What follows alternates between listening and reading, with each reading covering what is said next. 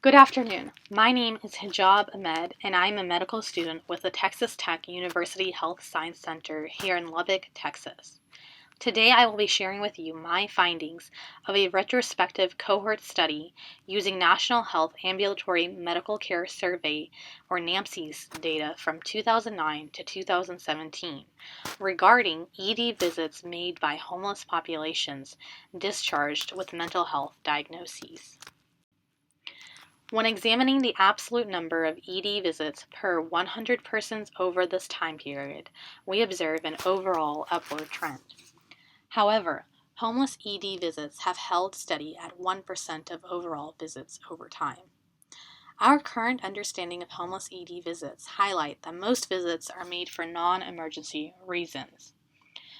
We know from previous studies that homeless patients are more likely to present to the ED for psychiatric and substance use related conditions. Also, based on a study by Lombardi et al., we know that homeless patients are more likely to receive psychiatric diagnoses than that of non-homeless patients.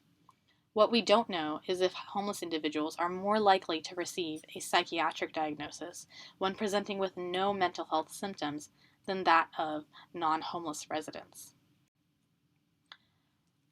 A study I previously mentioned by Lombardi et al. Determined the frequency of diagnoses among homeless patients presenting to the ED using the NAMCS database from 2005 to 2015, since homelessness was first documented starting in 2005.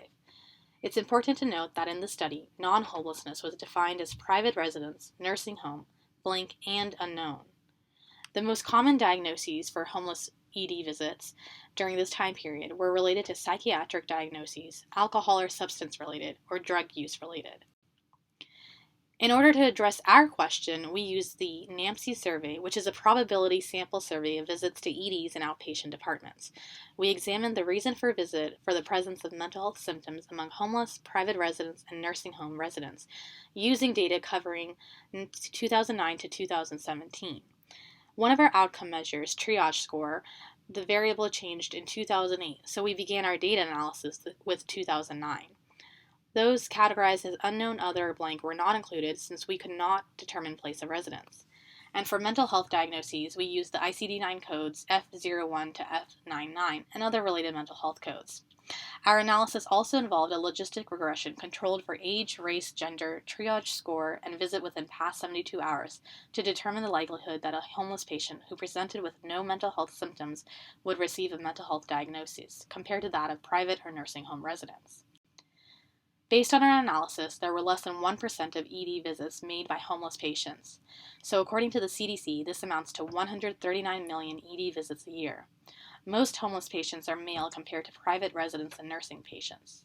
Women who were homeless made up about 27% of ED visits.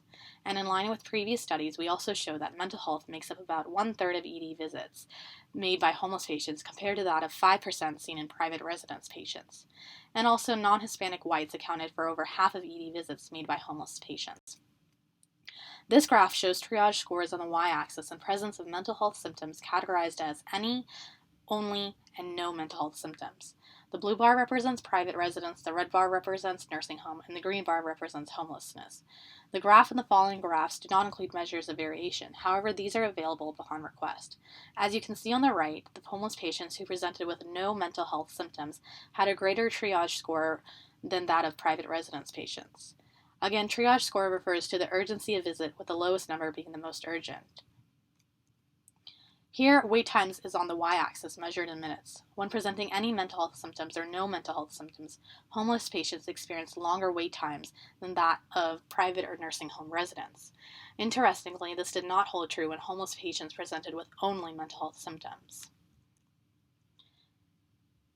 Here we have length of stay on the y-axis.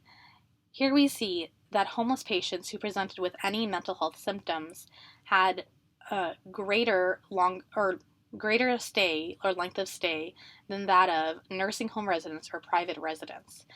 They also had greater length of stay if they presented with no mental health symptoms at all, compared to that of private residents. And then when having only mental health symptoms at time of entry point, they had greater length of stay compared to that of private residents, and nursing home residents. When homeless patients presented with mental health symptoms, they were 2 times more likely to receive a mental health diagnosis compared to that of patients who live in a private residence. And when they presented with no mental health symptoms, based on a logistic regression, homeless patients were 6 times more likely to receive a mental health diagnosis despite reporting no mental health symptoms compared to that of private resident patients. So in conclusion, homeless patients are more likely to receive a mental health diagnosis regardless of reason for visit. This may be due to possible past medical history of mental health issues. Homeless patients' length of stay is also longer than private residents or nursing home residents' length of stay. This may be due to case management issues that arise that are associated with state of homelessness. Future studies will explore what happens in between time of entry and time of exit. Thank you.